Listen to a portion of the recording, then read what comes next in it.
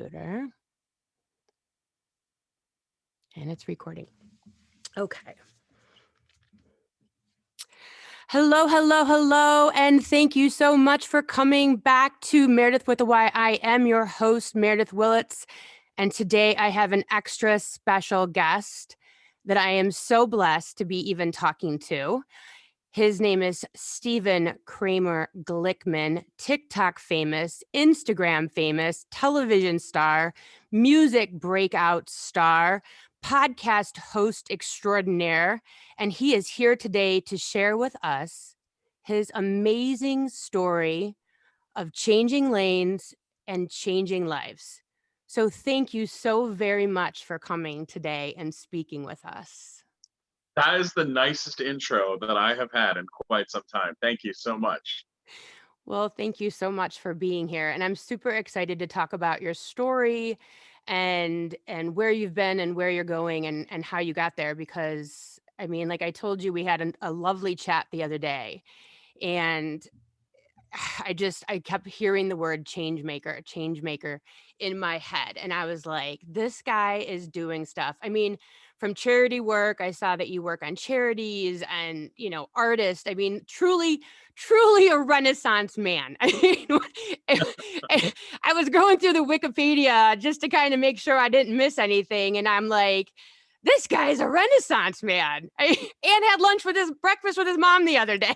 I mean, Oh yeah, for sure. Thank you for saying that. I appreciate it. Yeah, it's it's a weird thing, but the older I've gotten and the more I've done, the more I just, if I want to do something, if I get excited about doing something, whether it's a writing project or it's music or it's an acting job or it's a charity or whatever it is, I just, there's so many hours in the day to be able to throw yourself at different types of things. It's like, there are days where, I think everybody kind of feels this, but it's like there are days where it's funny. Right now I kind of feel like, did you ever watch The Office? Did of you ever watch course. that show? There's a there's a scene on the show where Steve Carell, Michael Scott, he goes in for a meeting and with his boss, and his boss is like, your branch is doing the best numbers out of all the branches, and we just want to know how you're doing it. And he doesn't have an answer, so he's just like, sometimes it's just, and you figure, and then he like cuts to the camera where he's looking right at camera, and he goes, sometimes you just say filler words in hopes that it's gonna make sense at some point. That's how I felt just now. Well, I mean, if I can take your breath away, I am in. I am all over it. I'm raising my hand for that job. So I will be, hey, I took Stephen Glickman's breath away today and got him kerfluffled. You really did. You really did. I normally have such great answers, but you know, uh, you know, uh, uh, Jenna Fisher, the actress from The Office, said in an interview a little while ago, she said something like, "You should, you know, never apologize for taking up space in the Yeah, world." so And true. man, oh man, that hit me so hard because I was like, I definitely don't do that. I definitely do not apologize for taking up space, but I've never heard it put into those words.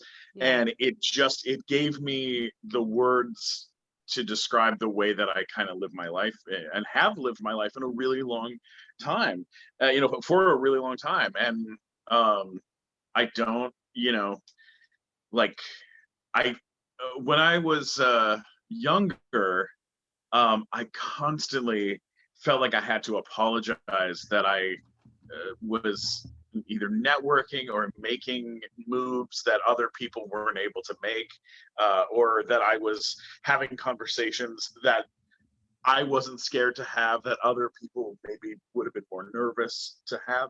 And as I've kind of gotten older, I'm just like, no, I'm gonna do whatever I want to do to make things work, And like I did this charity event with my podcast. We've been doing a charity event for 4 years for Children's Hospital Los Angeles, raising Yeah. money for them.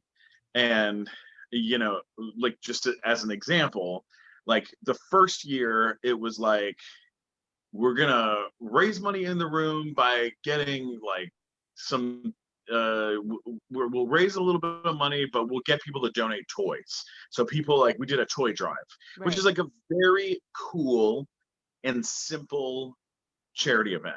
Anyone can do it. It takes, you don't have to have any sort of, you know you know Everyone's dying to bring toys. Right, right. yeah, I mean, it's yeah. so easy, and Everyone loves a people do kid. it. It's the best. It's the best. It's such a great charity move to do, because when kids are in the hospital, they go through Christmas, they go through birthdays, they go through Hanukkah, they go through also, La Posada, all sorts of different holidays that require presents, and their family sometimes can't afford the presents, and also and also they're stuck there. They're trying to, or maybe they have a big surgery, and they get out, and they get an action figure, or a Funko Pop, or a coloring book or something like this. It makes a huge difference to them, Yeah. So first time we did it, we did that. We had and it was really cool. I made a lot of calls and got some friends to come out and help out. And we had some auction items. I think we raised a couple grand, but it was like Chris Daughtry came out and Wow. put some guitars out for auction, some Fender Stratocasters, and Ashley Green from Twilight showed up, and so it got us in People magazine, that she was there, which was so sweet. She's the sweetest, and a couple other cool people, right? Second year, it was like, okay, we'll do the toy drive part, bring the toys, but also let's get some auction items, and we'll just, kind of auction them off, and try, they'll be like fun experience type things. And Right. that one did better, and we raised like some more money. And then the third year, it was like, well, why am I why am I getting people to donate toys? Let's call companies and ask companies to donate toys. So like I tried to call some companies like Lego, places like this, but I also called all the toy stores in Los Angeles, Yeah. where it was like Toys R Us, or like just random toy companies, right? Like places that just had stuff. They started donating stuff. So like things got bigger and better, and we raised like around 20, like somewhere around $25,000 for Children's Hospital that night. And then the last one that we did, it was like, let's not call the store, let's call Mattel, let's call Hasbro, Big let's guns. call Lego in like the Netherlands, or Switzerland. Like, let's call the main corporate office and pitch to them. Yeah. And Lego sent 1,000 individually packaged minifigures that were shipped in crates directly to the hospital. And then the Dodgers, like some of the Dodgers, came out and hand delivered them to all the kids at the hospital, which is crazy. And then it was like, okay, we're going to auction off a guitar, not just a guitar. Let's get Gene Simmons. And so Gene gave us one of his big giant axes. Kobe Bryant, right before he passed away, donated an autographed jersey. Wow. We had so many, so much insane stuff. We had an autographed baseball from the set of Bull Durham, signed by Kevin Costner and Susan Sarandon. We had a Stop. signed pair of Sylvester Stallone shorts from what's it called, from Rocky. freaking Rocky. Like, so many insane things, and then just massive. Funko donated hundreds of toys to the hospital in our name, and like it was just pure. I think altogether over the past couple of years, we're in the $70,000 to $80,000 that we've gotten donated to the hospital, and it is completely been from just not giving a shit and making or giving like actually giving a shit, but like not caring that you're gonna bother somebody Right. and that you're Taking gonna up all the space you want. Just yeah, just man, stepping out of the normal way of doing things, and really making a crazy effort to push as far as you possibly can. Um and it's like, and it's also that whole like thing of like, if you have the ability to do something and you don't do it, then there's something, then it's wrong. yeah. Like if you can do a good thing and you don't do it, then there's something wrong with you. And I think that's like, you know, uh like we there, and sometimes it's just little stuff. Like a friend of mine who runs a beautiful charity, this guy Steve Simone, he had there was a little kid that was uh having trouble with his Make-A-Wish, and they were trying to get connected to the WWE to do something, Yeah. and they were having a bit of a tricky time, and I was like, I think I'm friends with the CEO of WWE on my, or like one of the CFO on LinkedIn.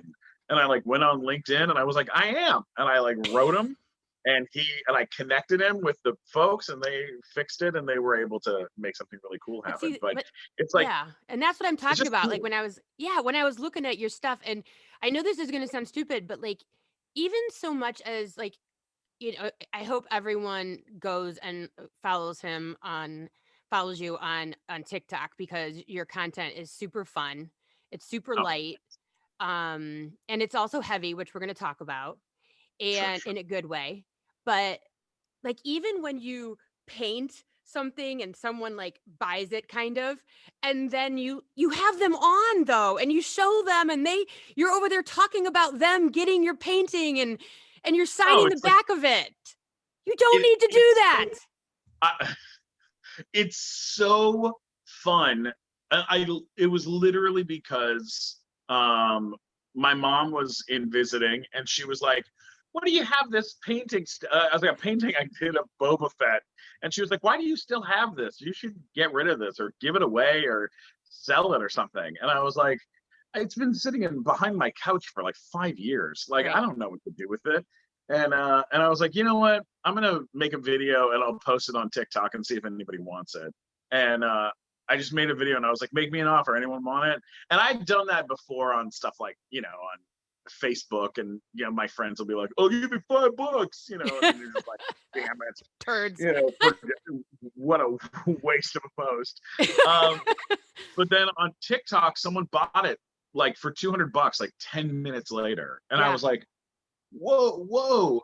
And then because they did that, I took the $200, went to a craft store, and I bought $200 worth of paint and pens and canvases. And I was like, I'm just gonna sit and I'm gonna take a couple days here and there while it's rainy days sometime in LA. And I was like, I'm just gonna sit here and paint. And Mandalorian had just finished, so everyone's excited about Star Wars, and I'm a big Star Wars nerd, so I was like, I guess I'll just do this. And I was just doing it for fun, and I'm still doing it for fun because it's like now I've sold 7 paintings on Like, TikTok. you're like if this interview would have been like 5 years ago, and I've been like, oh, and by the way, you're going to be selling artwork. What? I, I mean, It's so weird. It's it's so so weird, great. but I love it. I love having like little, like right now I have I'm doing these figurines that are they're 3D printed in resin of my character that I did on Nickelodeon. Gustavo. And yeah, and I teamed up with a guy out in Kansas, and he's been printing them out there and then shipping them to me, and then I hand paint them out here, and then I sign them and I put them in these little cool display boxes, and then ship them off to people. And I was just like, I'm just gonna put them all on eBay and advertise them on TikTok and let fans get them if they want them. And it's been really cool. It's like I won't do it forever, but Right. it's fun. It's a fun thing to have a fun extra outlet, and something to keep Yeah. me keep And me that and inspired. Gustavo, that's Yeah. from your TV show that you were a huge character. I mean, Big Time Rush on Sure. Nickelodeon for 5 years ran. I mean, that's a lifetime in TV. And I mean, that's amazing, right? And Right. then I also saw, not only do you have your figurines, which I'm sure you're making that guy's day, who's making the resin characters. So like Oh, he's making again, my day. He's making my day. again, but I also saw that you had whatever you call it, a teamwork here with a clothing collaboration with Hot Topic for the same character. Yeah, yeah, you bet. I And mean, that literally was I have always I made t-shirts of my character when I was on the show, and mhm, legally I was allowed to do that because it was in my contract that I could make merch of myself. And the network was like, who gives a shit? Like, right. they were like, who would ever buy something of this guy? The Like, plot it's just thickens. some, yeah. And then I was like, oh, it was right around the time when Exit Through the Gift Shop happened, and Banksy became like a big star, and pop art became like a spray paint artwork, all that kind of stuff became like a big deal. And I hired a guy who made some artwork for me, and I made some artwork myself, and we started putting it on t-shirts, and then I'd put the t-shirts. I'd go to like Nickelodeon and Disney stars, and I go, "Hey, would you wear this shirt with my character from the show on it?" And they go, "Yeah." And then I go, "And I'll pay you if you let me bring a photographer in to shoot like professional photographs of you wearing the shirt." Yeah. And the guys on my show were like, yeah, whatever, we'll do it for you. And then I took those photos and then sold those photos to all the teen pop magazines, all the Mhm. Bop and Tiger Beat, all that kind of stuff, and they became posters in the magazines. And then I used the photos, like photos of the magazine, to then sell more shirts, and I sold a ton of stuff.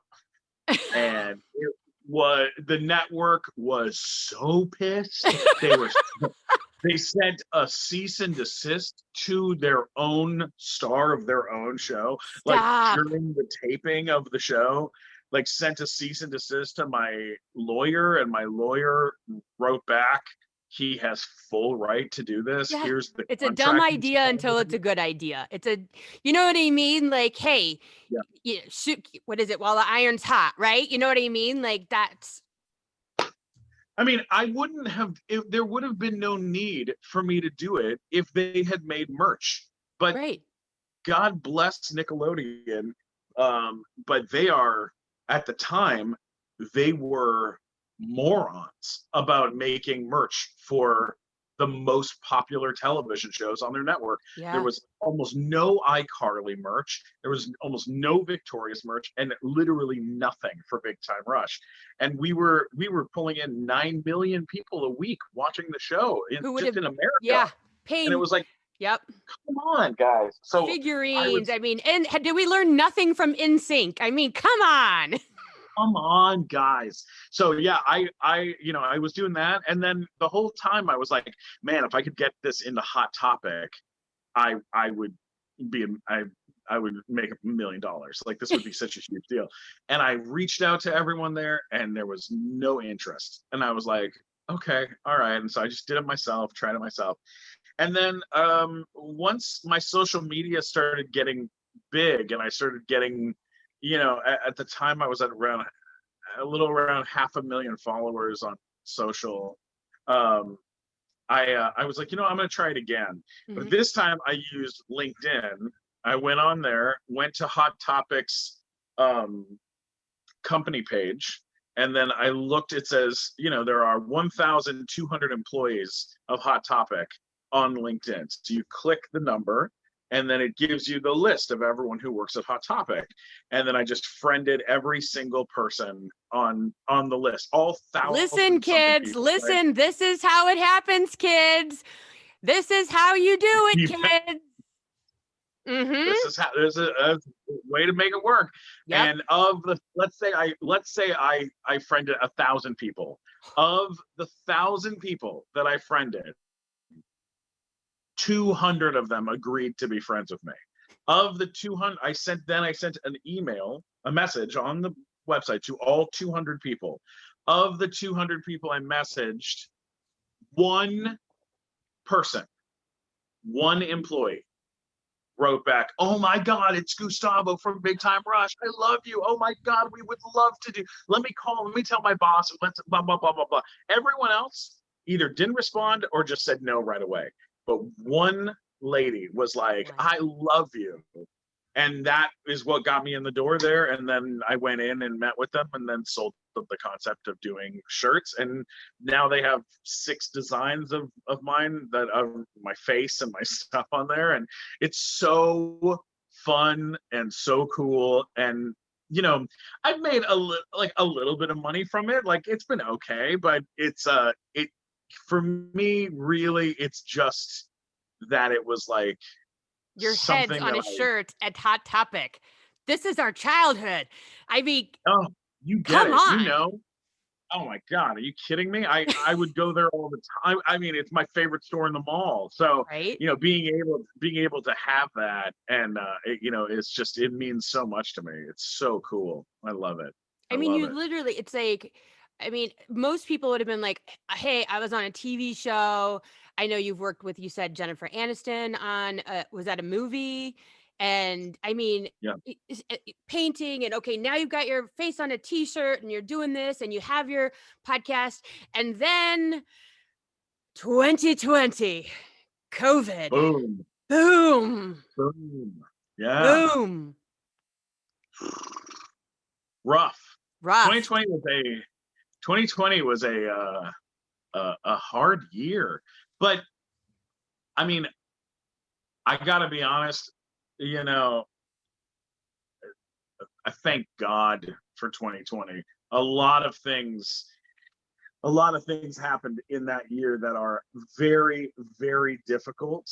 But man, through fire, you get stronger, you make better choices, your life, can I not every I there are a lot of people who lost. I don't want to say that and be insensitive. I mean, a lot of people lost loved ones, and a lot of people didn't make it through the year, and that is a horrendous, horrendous thing. Yeah. Um, but my I went through a breakup in 2020 after 9 years with somebody, and it was really a, a big a big one. Like, it was like, we lived together, and then suddenly I was on my own, and uh, it was that was super, super difficult. Yeah. Um, but that being said, I got, I came out the other side,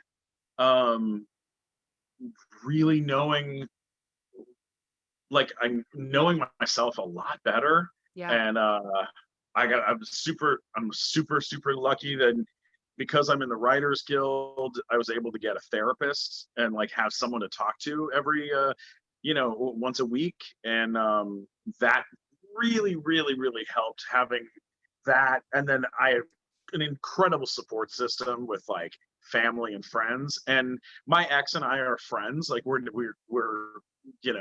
we're cool. Um, but it definitely was like a big, big, big life change.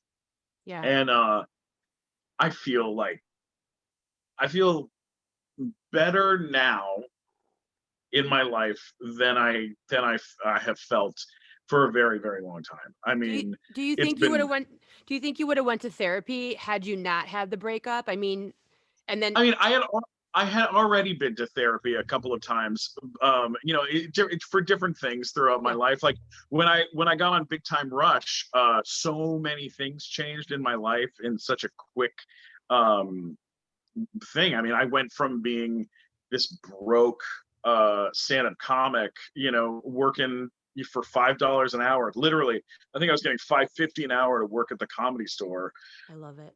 and it was, I was just barely squeaking by to then making more money than I had ever made in my life, and Right. suddenly having more money than I have bills, and just this crazy huge life change. I there was a lot of emotional things that kind of went with that, and Yeah. so I got a therapist back then, and it was super helpful and kind of helped me adjust and figure out how to do things right and how to deal with. I mean, even just as weirdly as like women that I had asked out on dates when I was not on a TV show Mhm. suddenly were interested in me "Hello. and hint.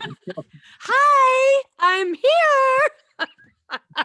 Remember Yeah, me?" and you're like, what are you supposed to do? Do you not talk to them? Like, do you go out with them? Like, is it Yeah. okay to feel like that's not a good idea? Like what the hell? Like, it was Right, so many things. how do you swim through all that? And I mean, when you're talking about this, I'm sitting here looking around, I'm like, if it was mandatory for every person that went through that huge life change that Mhm. you went through by being on that show and going and, "Wait, where are all these girls coming from again?" Went through the therapy, they'd probably save themselves a lot of addiction issues and pain and torture by helping them Oh yeah. walk through it and know how to walk through it and know how to manage those thoughts and feelings. Oh yeah. I mean, just to make sense out of something. Um, Before I was on the show, I had like 5 or 6 T-shirts in my closet. Right. They were all shirts I had bought at Hot Topic, literally, That's of awesome. bands. They were band T-shirts of Mhm. bands that I don't listen to. They were just in the pile for like $5 shirts or whatever. Right. So I had those, and I had a coat that was kind of old and kind of ratty, and one pair of sneakers, and I had one pair of nice shoes, and I think I had a brown suit, and that was my entire wardrobe was that. And then I started doing the TV show, and I got sponsored by a company called LRG, and LRG, the first shipment they sent me was 150 t-shirts, sweaters, and jackets. Stop. And I mean, I was beyond words. Like, I was like, what? I started giving them away to people. I put them in my trunk. I was like, what am I supposed to do with all of this clothing? Like, I can't wear all of this. Right. Like, it felt insane. And then it Yeah. was like, and then I got sponsored by Kangol, and Kangol was like, oh, we'll send you some hats. And it was like, 40 hats every 3 months. And Wow. it's now been 11 years, and they still send around 30 hats every 3 months. It's like And the it's like, Amazon oh, auto ship. They got you on auto ship. yes, seriously. And it's awesome. It's an awesome, awesome thing. But it definitely, like, when you grow up, when you don't, you need to adjust, and there's Yeah. moments in there where you need to readjust. And I think therapy is always a perfectly good thing. Um, I think therapy really helped me through the breakup. I think I started it exactly at the right time, Yeah. um, because it was kind of like, when I would talk to a therapist before the breakup, the, Mhm. the therapist would be like, "Yeah, I don't know how you're gonna make this fix this. Like, this, I don't know how you can fix this situation that you're in." Like, Yeah. they just, because it wasn't a great it was we had some issues, and they weren't really, you know base base level, Core, foundational yeah, issues. foundation, yeah, Yeah, but she's a great, she's a great yeah. person, and we're still very good friends, and it happens, And and so, like, when okay, so we got the breakup, we're in COVID, we're in the house oh, then way too much. What? then I get COVID Oh, yeah, then you right after got the breakup. COVID, PS. There's that. And so, like, let's be on lockdown legit and not feel well. Let's lose our Oh smell yeah, and and taste because why not? yeah, then you're depressed and alone, which is The just perfect awesome. Just storm. such a, Yeah, oh yeah. add a little Um, spice. oh You got God, you got to they're do like, that they're like, TikTok. oh yeah, they're like, you enjoy feeling alone. Well, now you're actually alone. Now you can't leave, and you're just like, I mean, oh my God, I was just stuck. I couldn't go anywhere. I was like, it was so depressing. And what ended up happening was, which is the most bizarre thing, is freaking TikTok. I had made a TikTok with these two girls that one of them has 3 million, one of them had 4 million followers. Just like a funny video that I made with them. That video, while I was sitting there, by the way, also one of the girls gave me coronavirus, which The gift that the keeps on giving. oh yeah, yeah. She didn't know that she had it, but she gave it to Right. me by hanging out near me, so we could make a comedy sketch for TikTok. So thanks a lot, Totally. and you're welcome, TikTok. TikTok Um, kills. that that video, while I was in quarantine, did 17 million views. 17 million views, I mean, and I watched my following on TikTok go from around 300,000 to 1 million. And so I hit 1 million followers while I was sick. And the one thing that I'm super lucky, I mean, lots of things I'm lucky, but about when it comes to being sick with COVID, it didn't affect my throat. So I wasn't coughing. I just had I had a fever, but I didn't have the coughing. And mhm. so I was able to still sing. And I had been I had found 1 million reasons, Meredyth, 1 million reasons to not be singing and playing the piano and making music and releasing an album, any of that. So I had 1 million reasons to not do it. To stay in No your one, lane. To why would anyone give, I don't know if we can use bad language you on here, can. but why would anyone give a shit about a 41-year-old guy who played the adult on the music Big Time Rush show? Like I was the joke on the show. The boys on the show, the four boys, they were the musicians, and I was their manager. So why would fans ever care if I did music? Like that doesn't make any sense. That's number one. Number two, my little sister is a real musician. Like Do we my have a my little name or a sister, band we can plug her to? I mean, yes, her band is called Hey King, mhm. and she's at Anti Records. Her entire her album that Anti Epitaph Records just put out is produced by Ben Harper, and I mean, she scores and writes all the stuff, and there's, I mean, full orchestras that play on her stuff. It's her and her girlfriend are the band, and I've gone and watched them perform in front of 10,000 people, at a time. every Right. every show it's like 5,000, 10,000, 8,000, 12,000.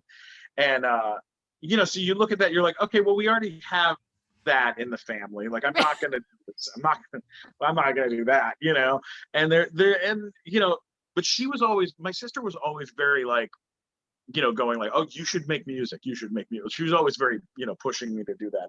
But I I mean, you're just classically like, trained. I mean, you went to school for acting and music. I mean, you yeah, did this. This I went isn't to school this for it. isn't totally crazy that you're putting your toe in here. Yeah, it just felt like, what's the point, you know? And then Scary, while I was forced, vulnerable.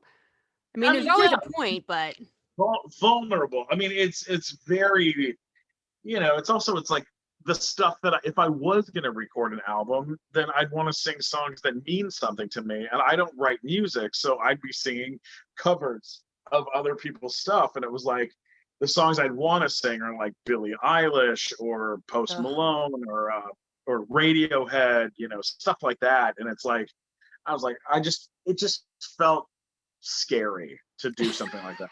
And it just vulnerable. so vulnerable.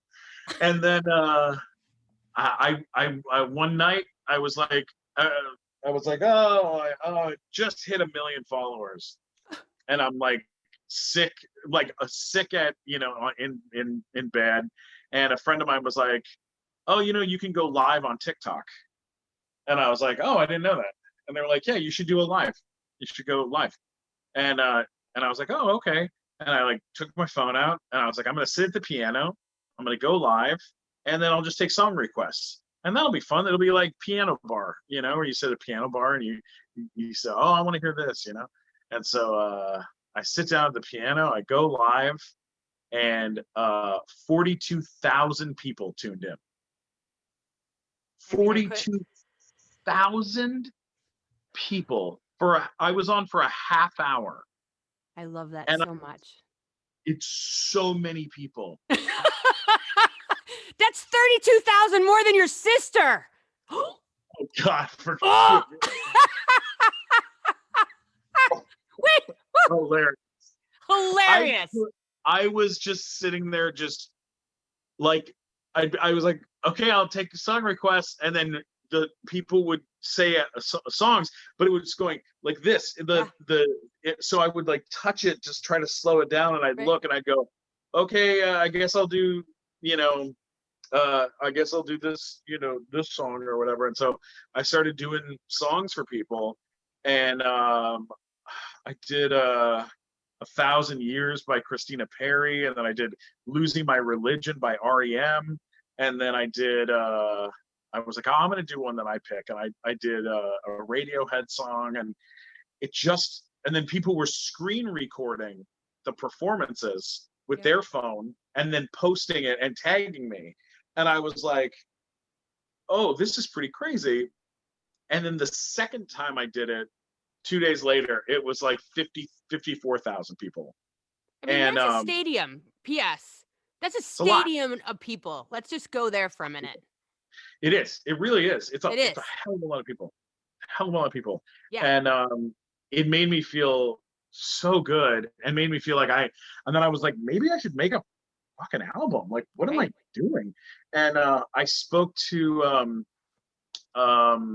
Greg Collins, who is the record producer that won the Grammy for Best Album of the Year for producing U2, and he's a friend of mine through Jeff Ross, the roast master comedian guy, Mm-hmm. and him and I spoke, and he was like, "You should do should make a whole album. We should make an album together, and I'll master it and I'll mix it." And I was like, Well, of course. It's "Yeah, Tuesday. totally." And it was like, okay. And then Casey Abrams from American Idol is a very good friend, and him and I've collaborated a bunch, and he plays every instrument known to man. And I called him and I was like, hey, do you want to do some songs together? And he was like, yeah. And then he was like, do you know where to record? And I was like, no. And he's like, I got a great place. So he hooked me up with a great recording studio, great engineer. And then Rachel Grace, the violinist for the Foo Fighters, Mm. it lives in my building, and her and I are good friends. So I hit her up and I was like, "Do you want to do something together?" And she was like, "Totally, I'll do a song." And then Jessie Green, who's the violinist, she's played for REM and for she toured with Pink all of last year. Sorry, my phone just rang. It's all right. She came on, and I think we did 4 songs together, and it's just been like so much fun. It's Effortless. You're fine. She can get it out. the Can you hear me okay? Yep. The best part of it is that like I literally uh wake up sometimes and I'm like, oh man, you know what song I always loved is this song.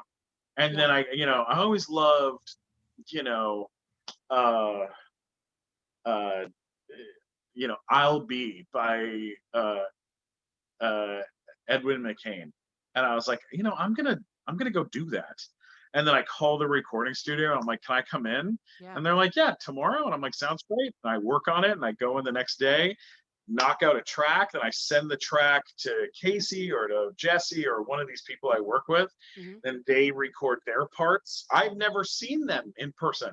Right. And then they send then we send it back to the mixer, then he mixes it or masters it, and then I can put it out and watch fans get excited about it. And it's just been like, I just love Freedom. it. I love having something tangible that I can show people, It and sounds so make free, like nice freeing stuff. too. Like literally there's a seed planted in the morning inside of you and you just like, can run with it, and there's no red tape, there's no TV and schedules and contracts. It's kind of like holy shit, like this can just come from me.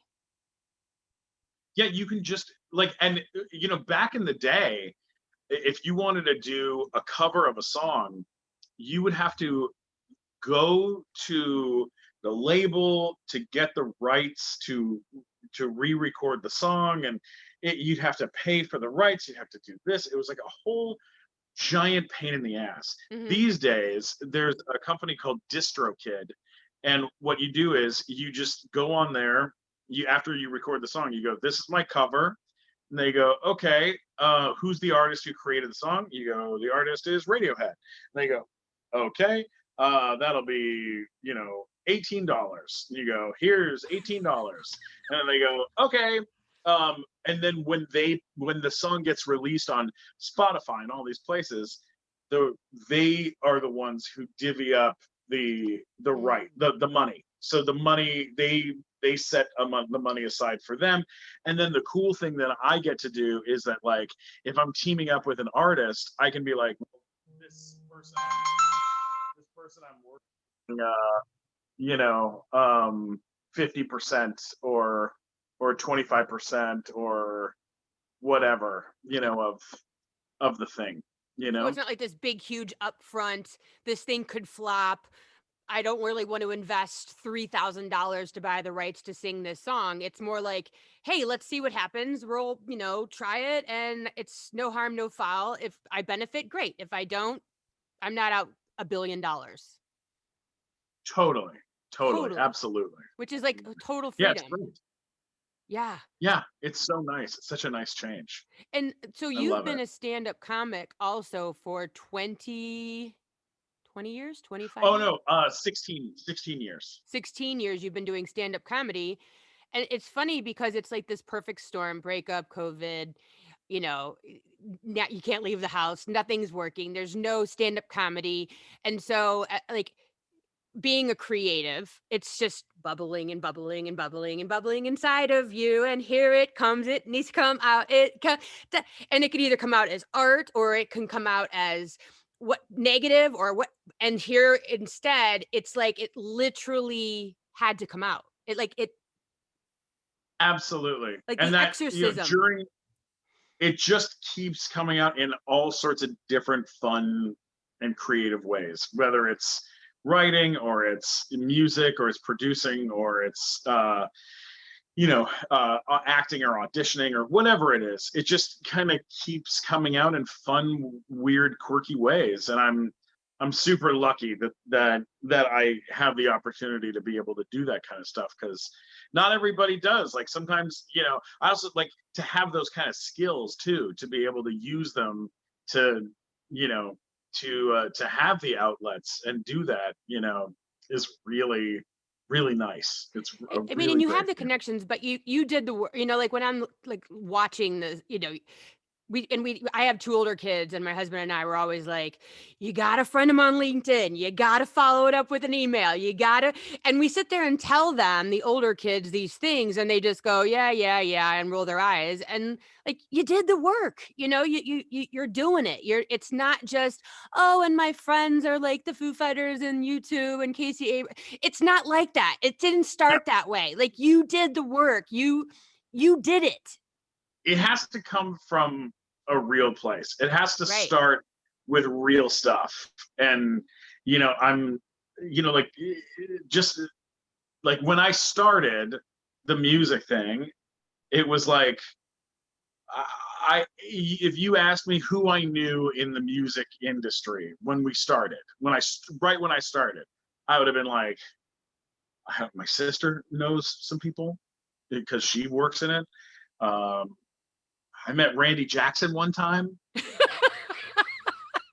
Hi. I don't know. Like, I don't know. I guess Casey and I have worked together a couple times, but I mean, and then after a little while, you start you start really doing a deep dive, and you're Mhm. like, oh, I guess I do know some real people that really are really significant in the music industry, or do really, I do know musicians, and like, or I do know some recording engineers, or I do know this, and like, you start put like, but a lot of that is because of confidence, of just not feeling confident about something. It's like today, I have a table read for something that I wrote with a friend, and when we started putting together the table read for today, um, I was like, well, I guess I'll just,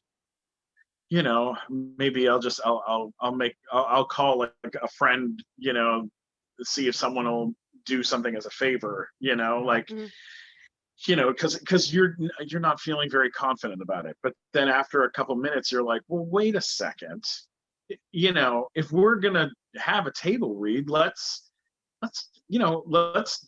go for the best. Let's go for the biggest and the best that we can get. And before you know it, you have a cast of hugely famous people that are all taking In. their day and you're talking to their agents and negotiating, making sure that they're all comfortable with, doing this thing. And you're like, it is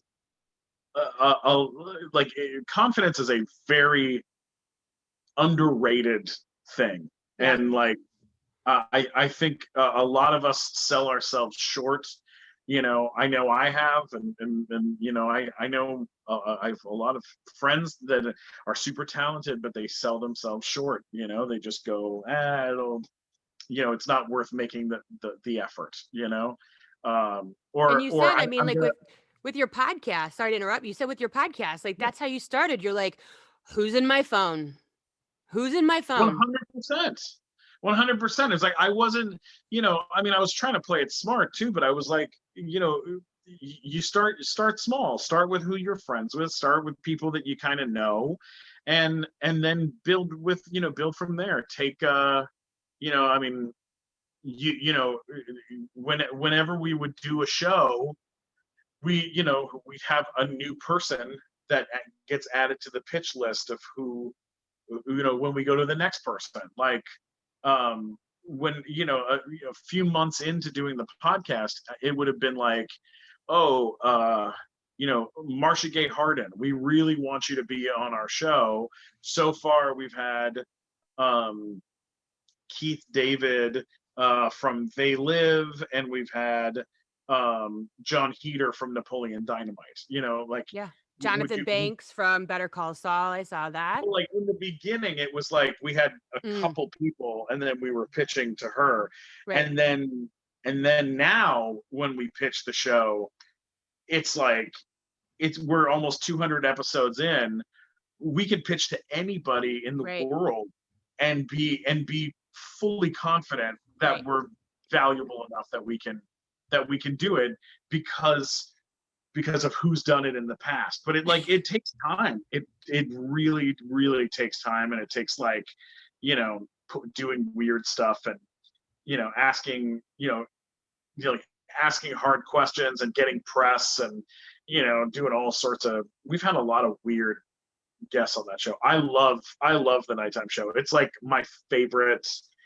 It's like it's like nowadays doing the show. It's like probably one of my favorite things I get to do in my life because we do what we'll do is like, for example, like, okay, um uh like we'll sit around, me and the guys on the show, and we'll be like, who do we want to talk to that we've always wanted to meet, and then my friend Matt, he'll be like, I want to talk to Jean-Luc Picard, I want to talk to Patrick Stewart. Mhm. I'll go, okay, all right. And Mike, who do you want to talk to? And he'll be like, I want to talk to Mark Hamill, from Star Wars. Right. And then Mike Glazer will be like, who do you want to talk to? And he'll be like, I want to talk to Steve Carell. And then we'll be like, okay, all right, well, let's just go and bother their publicists and see what they'll say. Right. And then like, sometimes it's a month, sometimes it's a year, sometimes it's a week. And then suddenly, yesterday I'm sitting there doing a podcast with two of my best friends, and we're interviewing John Rhys Davies from Lord of the Rings Right. and Indiana Jones. And it's so much fun Right. because we're such huge, giant nerds. So we're just asking. It's like you get to someone you're a fan of, you get to ask them an hour's worth of nerdy questions. Oh my god. Oh my god. Some of these people, we drive them crazy with our nerdy stuff, But but that's what like, makes such a great interview. I mean, look at Howard Stern. I mean, he's literally the king of nerdy McNerderson with all his staff. That's just, but he's so curious and he's such a fan and he wants to know every detail. And that's oh what to yeah. me makes such a good interview, is really wanting more. Why more? Give me more. I want to know everything. I mean, that's what makes a great everything. Yeah, my favorite, my favorite was or one of my recent favorites, I'll say that, Hmm. was Peter Bogdanovich, the Oscar nominee. He is famous for uh, a movie called The Last Picture Show. Hmm. Um, but he also directed the last Orson Welles movie. And he was best friends with Orson Welles, and he worked very closely with Alfred Hitchcock. Mm. And he is one of the he was a director, but he was like, if there was a series of directors that were like the new wave directors in the 70s and 80s, and it was him. He was part of this group. It's him, Francis Ford Coppola, Martin Scorsese, all these folks. And so it's like, he's a very interesting guy. Right. But but where it gets interesting is being able to go like, uh, tell us your favorite story about Alfred Hitchcock, Yeah. and then, or tell us your favorite story about eating lunch. What's it like to eat lunch with Orson Welles? And he'd be like, he said that him and Orson Welles were shooting a movie, and it came time to wrap for lunch. And he said, Orson Welles said, uh, well, if all of you want to wrap and go off and enjoy your lunch, then God damn, you can do whatever you want, but I'm going to stay here and I'm going to keep working on this picture. Who is going to join me? Who will sit with me and continue working on this film? Who doesn't care about lunch? And Peter goes, I'll stay with you. And everyone else left. So Uh, it's just the two of them sitting there. And then he goes, I thank you, Peter, for staying with me during this difficult time. Everyone is so obsessed with their breaks, but not you and I. We are true filmmakers. Are you hungry? And Peter was like, yes. And he goes, me too. Let's go get something to eat. And then they went into the break room, and they were looking for food, and they found a gigantic bag of Fritos. And Orson Welles opened the bag of Fritos, poured it out on the table, and just starts eating the Fritos. And while he's shoving them in his face, he turns to Peter Bogdanovich and goes, "You don't gain weight if people aren't watching."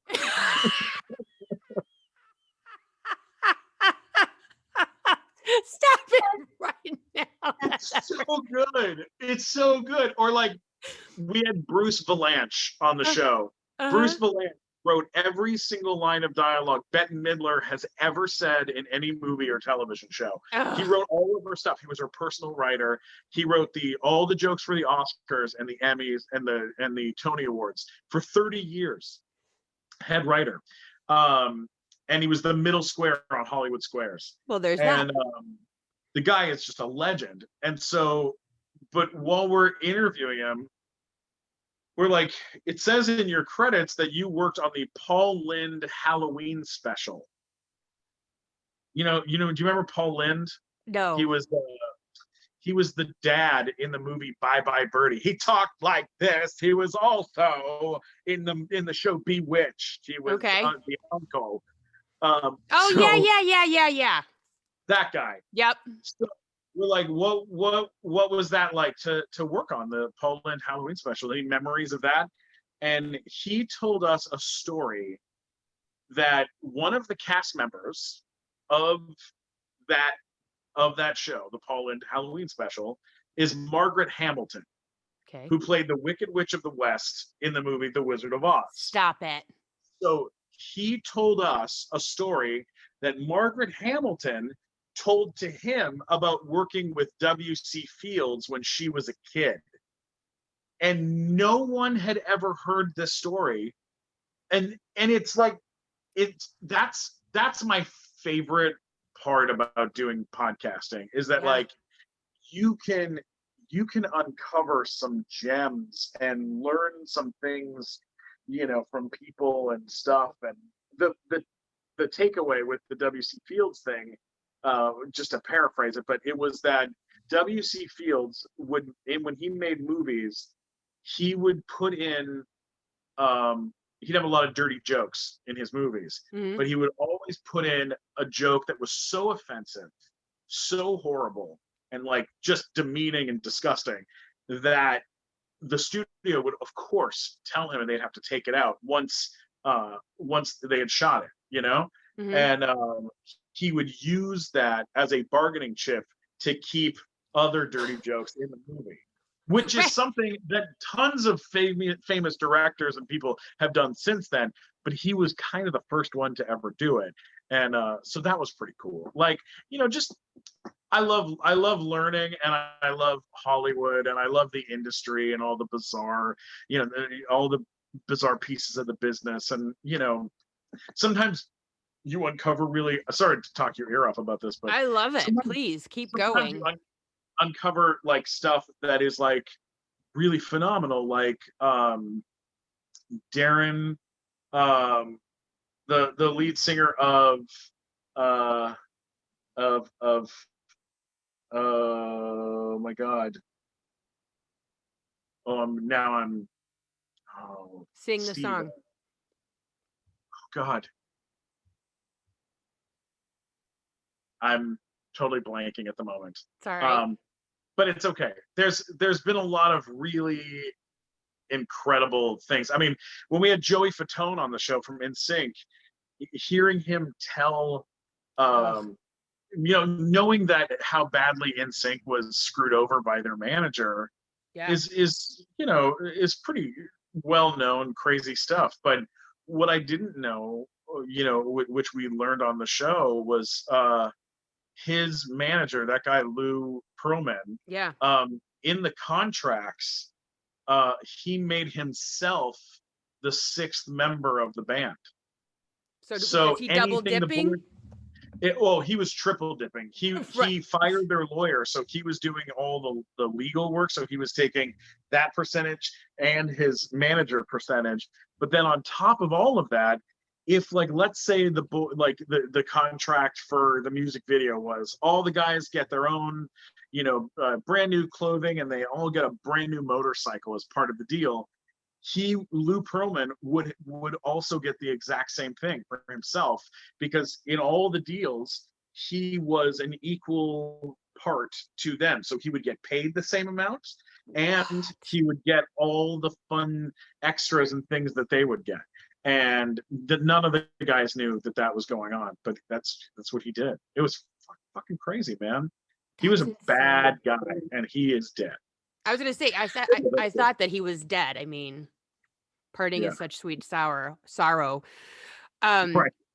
One of the things that I was looking at, which I just wanted to touch because I know that a lot of people are kind of dealing with this right now, but you recorded How to Save a Life by The Fray, Sure. and you were talking to, is that the lead singer of The Fray on TikTok? Oh no, Kendall. Kendall was on Big Time Rush with me. Oh, He okay, yeah. actually, yeah, he produced the track. He made all the music for it, and yeah, yeah, yeah, And you um, picked that for a reason. yeah, yeah. How to Save a Life is a it was the song. Whenever I would say, hey guys, what song do you want me to hear next, or what song do you want me to do, and I'd put it up on Instagram or this or that, How to Save a Life just kept popping up again and again and again and again and again, and I knew the song but I didn't really care that much about it. I just was like, oh, it's a good song, but to me at the time it just was like another song. Words, and yeah. then i but I also hadn't listened to it in a really long time, and I decided to, like, I'll listen to it, and I'll look at the lyrics and the stuff. And once I started looking at it, I was like, oh my god, like this is a very serious song Yeah. about like suicide and people, and like trying to prevent someone from killing themselves or overdosing or going to rehab or going back to rehab. Like, it is very heavy. And I had my friend Brody Stevens, who's a stand-up comedian. He took his own life a couple of years ago, and he was a very good friend. And he was on nighttime show, on our live show, many many times. And but we had worked together. We had worked together a lot, but we were just very good friends.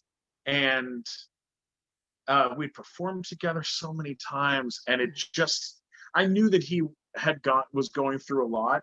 And but his death was super impactful, because um I always kind of thought that when somebody takes their own life, it's because they don't feel loved. That's I've always believed that. Mhm. And that is not the case. A lot of times they they just don't love themselves, and that you can't do anything about that. Like, Yeah. you can try, you can medicate, you can get therapy, you can work on it, but if they don't love themselves, it's really hard, man. But It that is a tricky thing. and And that, it goes back to the beginning of our conversation of taking up space, because that's that I'm not worthy of taking up space, so I just won't anymore. How full circle is this conversation? yeah, so true, so true. It's so true. He and um his funeral is one of the craziest things I've ever been to in my life. Mm. Because I was at Robin Williams' funeral and played piano for his funeral, and Wow. it was very very sad. And it was he had a lot of great people there, and a lot of people that really cared for him, and all sorts of stuff. But different. Brody's was like, everyone that he had ever talked about on stage joked about. He would make jokes saying, like, I'm best friends with Bradley Cooper, like all this kind of stuff. He would just make all these jokes about, because he'd been in The Hangover. He would just joke about the stuff all the time. And then then you're at the funeral and it's like, Surreal. there's Bradley Cooper, there's the cast of The Hangover, there's Kimmel, there's this one, there's that one, there's, all the late night hosts, there's the New York Yankees, like they're all there, everyone was there, and it was like this guy was so loved. I mean, it was hosted by Zach Galifianakis, like which was like his best friend. You're Yeah. like, with all of that, with all of those people loving and caring about you, still didn't work, still couldn't make it work. Yeah. And so what happened was, and this has happened with a few of the songs on this album that I'm doing, is you internalize this stuff, and then this stuff, these songs, these things, it's very emotional, and then I would sing the song and I couldn't get through the song. I would break down while I would do it, and I'm like, well, that's fucking stupid. Like, I didn't like it's not my song. I shouldn't be breaking down while I'm singing someone else's Who's getting song. all upset over here? This is ridiculous. Oh, God, it was driving me crazy, because I was like, I have to do this cover. I have to do it. It means something to me. It means I'm emotionally connected to it, and Right. I can't make it through the fucking song.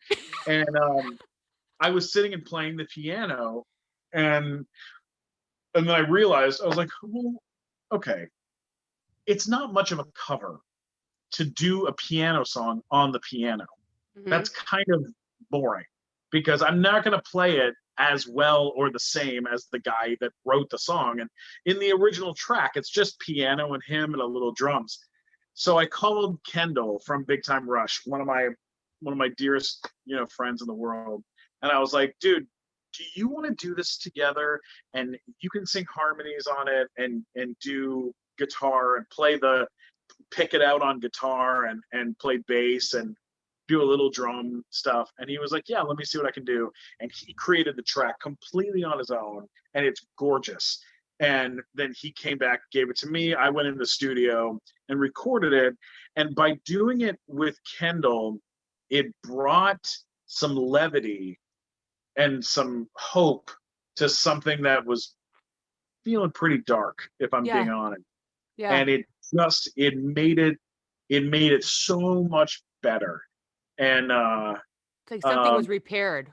Like literally when you're yeah, talking about it. it balanced me out. It Yeah. balanced out the song, because then it was like, yeah, it's a sad song, but it's also, you know um Hopeful. hopeful, and it's sweet that it's me and my boy doing this, and all his fans were so excited. And it's done very, very, very, very well. It's coming up on 20,000 spins on Spotify, which is really crazy. I And can't even. I love that so much. yeah, and on TikTok it's done, hundreds of thousands of plays, and it's doing really well, and it's a really nice cover. And um it you know it also kind of like, set me up nicely to be able to do some of the other stuff that I want to do, like, um yeah. So yeah, it was pretty cool. It's been pretty cool. I Well, can't wait. The next one God. coming out, I'm waiting on the date right now. I think it's going to be either the 17th maybe of this Mhm. month. But it's Crazy by Gnarls Barkley. Mhm. And I posted the first 25 seconds of it, and CeeLo retweeted it, and I don't know CeeLo, which is You do now. insane. Yeah, that was like a crazy honor.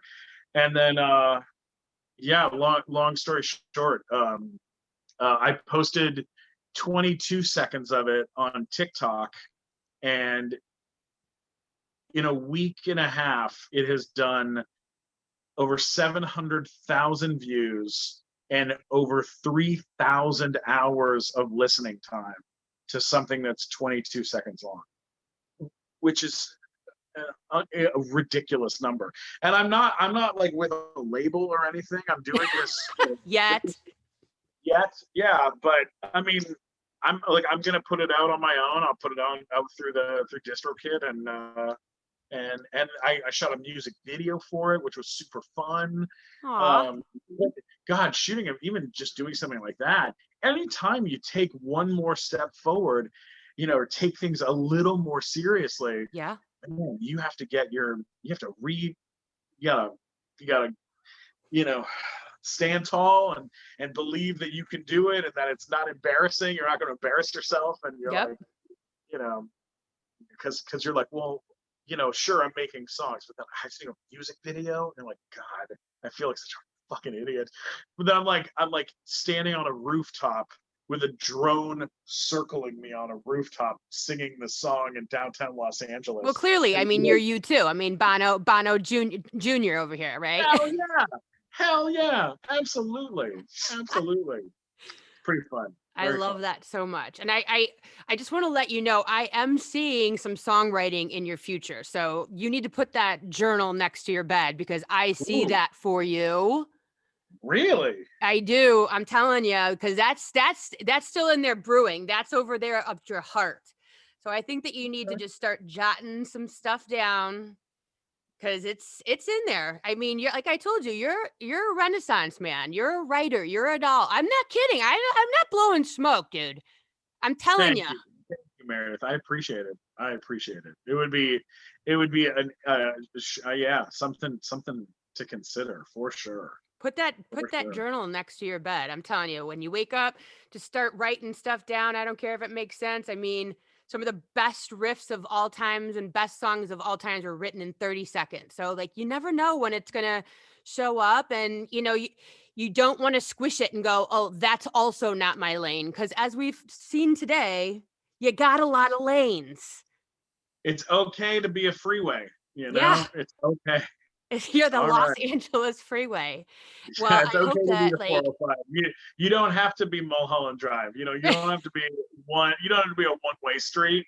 no. You can be an entire freeway if you want to be. And I mean, it was so funny because, you know, and you probably come from like a normal background, just like I do, very normal.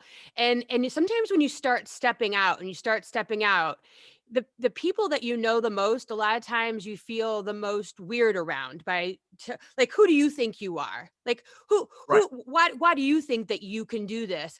And the thing of it is like you said, if you're not going to do it for you, no one else is going to do it. And sometimes it does feel weird. Sometimes you even think about yourself like, who do I think I am by having a podcast and having this awesome person on my podcast? Who do I think I am? And you know what? I had to talk myself off the ledge the other day because you and I got off the phone and I went downstairs and I'm folding towels. And I told my husband, I bet you he doesn't think I'm folding towels after our phone call. But I'm like, own it, Meredyth, own it. You got this. You can do this, Meredyth. You can do this. It's cool. No, that's awesome. That's so awesome. I love that. Yeah. I mean, one of my best friends, my friend Mike, uh, we were talking, and I said, it was like it was like this very interesting conversation where he was like, "Hey, how's the music stuff going?"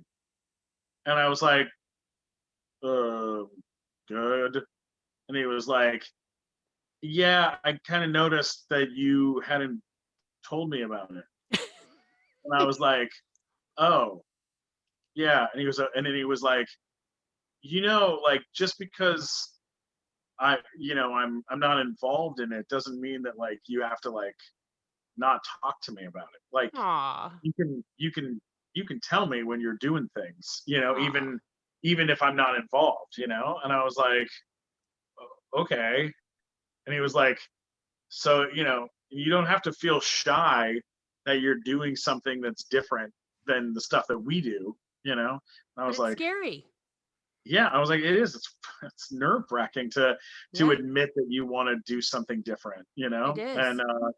it was, but it literally took like a friend coming to me and being like, you know, you're being weird. you can tell me that But, you're watch doing that something. yeah, watch that Dolly Parton Netflix special. I watched her and I was always like, "Well, you're in this lane, you gotta stay in this lane, and you do this job, and you can't swear." And then I'm like, "Wait, God wants me to be Meredyth, with all my Yeah, quirks and buttons and this." And I watched that Dolly Parton, and she goes, "I don't have a lane. I'm the lane. Like, I'm gonna be the biggest star that ever was." And Dolly Parton, I mean, hello. And I listened to her yeah, say that on that show, and I went, "Yeah, I don't even have a lane. I'm the lane. You're the yeah. lane." You do what you want to do. You Yeah. do what, yeah. My mom said to me last night, "Do you think it's okay if I wear uh English riding boots if I'm not riding English on my horse? Mm, If I just want to ride Western, but I still want to wear the English boots?" And I was like, "What are you fucking talking about?"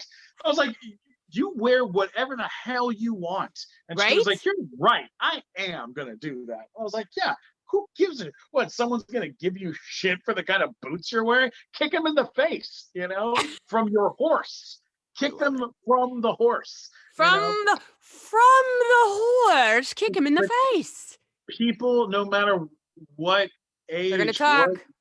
what thing, man, they always, people get insecure about all sorts of different kinds of stuff. You just have to, And no one's looking at you like they think that you think that, it's all in your head. Like, people are gonna and people are like, aren't they're worried about themselves. No yeah, one's no, looking at the boots. yeah, No one's no, no one cares. Everyone's so worried about what they're doing next. You just got to be super fearless and go on LinkedIn and sing a song and get on TikTok and put your best face forward and reach out to the people and keep pushing and keep expressing and keep painting and keep talking and keep, all of that stuff, yeah, because that's absolutely. that's God in you trying to come out and being like, "Come on, dude. Okay, he did it. We're going to give him more. And he did it. And we're going to give him more because he's doing it and he's not giving up. And every time we give him something, he actually does it. And that guy over there, we give him the same shit and he doesn't do it. Right. You bet. He doesn't do You it." bet. You bet. And so every time you show up and every time you push and every time that your higher self and your guides and your God and all that stuff shows up and goes, he's doing it. Keep giving him more. And then he gives back and then he does charity and then he does, helps this person and that person. And, he sends some, he signs the back of a fun painting because it means something.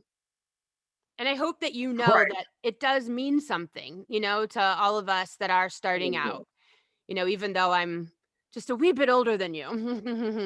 We're Oh, still get some out of here. Meredith, you're the coolest. This has been so fun. I so love I fun. love chatting with you. Where are you based at? Well, I'm in Chicago, and like I said, I do expect you to Oh, be a guest at the White Sox game as soon as we have some White Sox baseball, hell and yeah. get behind home plate with me and wave to the camera, and we can Gustavo it up in our t-shirts and I want to throw out a pitch. oh, That was one of the best things ever, getting to throw out that pitch at the it was so Padre good. game. Oh man, I had such a damn good time. That was the best. Well, as soon as I'll I do saw that that, I was anytime. like, "Oh yeah, he definitely has to come out, throw a pitch." He didn't even baba booey. It went right over the darn plate. It was picture perfect. But thank you so much for being here today. I appreciate every drop of time and just you and just everything about you. I just love you so much. You have no idea. Just everything about you is everything. And I'm going to have everyone that's listening send you just so much positive energy and blessings and love and all that stuff. And so You're such an incredible person. Thank you so much for having me on the show, and send my best to the family, and stay in touch, and I'll come out to Chicago real soon. absolutely. Thank you so All much, right. Stephen All right. Kramer Glickman. TikTok famous, Instagram famous, TV show extraordinaire, you name it. Watch and listen to the Nighttime Show podcast. And I will see you guys all here next week. Thanks so much. Yay. Thank you so That much. was I really so appreciate